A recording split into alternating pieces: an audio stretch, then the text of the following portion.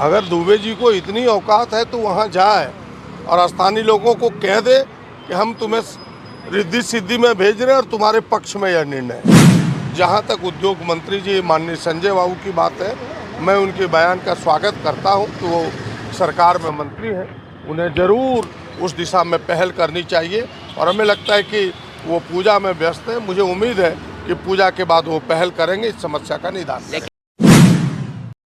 कुछ Adani power plant का कुछ मामला है क्या? न बिल्कुल स्पष्ट है कि हमारी जो समस्या है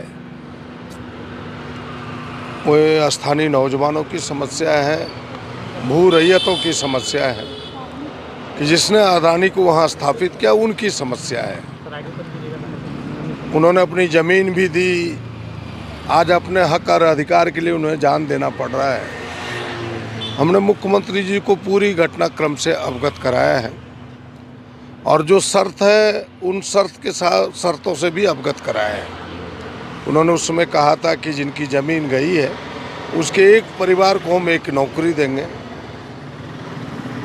पहले तो उन्होंने अपनी अडानी कंपनी में नौकरी नहीं दिया, ऐसी कंपनी में जो आउटसोर्सिंग थी, और कहा था कि 2 साल का जब आप एक्सपीरियंस होल्ड कर लीजिएगा, एक्सपीरियंस प्राप्त कर लीजिएगा, तब फिर अडानी कंपनी में आपका स्थायीकरण किया जाएगा। लेकिन 5 साल बीत जाने के बाद आज एकाएक उसे तीसरे आउटसोर्सिंग कंपनी रिद्धि सिद्धि में ट्रांसफ़र किया जा रहा है, जिस कारण वहाँ का स्थानीय नौजवानों में और भू रैयतों के परिवार के लड़कों में काफ़ी आक्रोश है।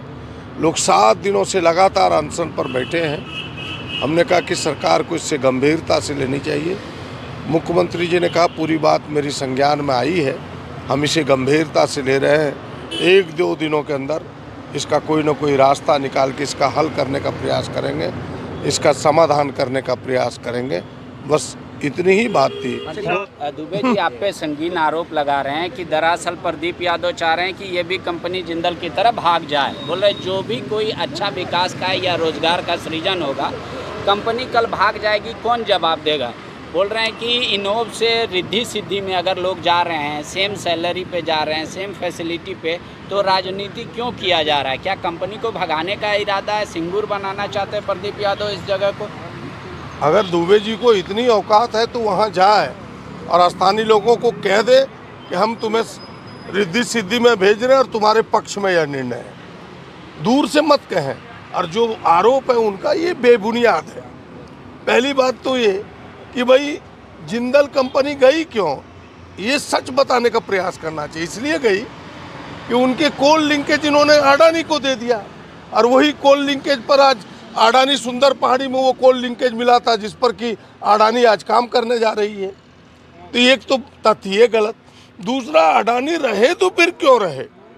अगर हमने पहले ही कहा टैक्स हमें मिलता नहीं, कंपनी के रहने से स्पेशल इकोनॉमिक जोन घोषित कर दिया, हमें स्कूल मिला नहीं, अस्पताल मिला नहीं, नौकरी मिली नहीं, तो केवल कंपनी बैठे और अडानी की झोली मोटी हो जाए, बड़ी हो जाए, इसलिए कंपनी चली। तो इसलिए तो हम है नहीं।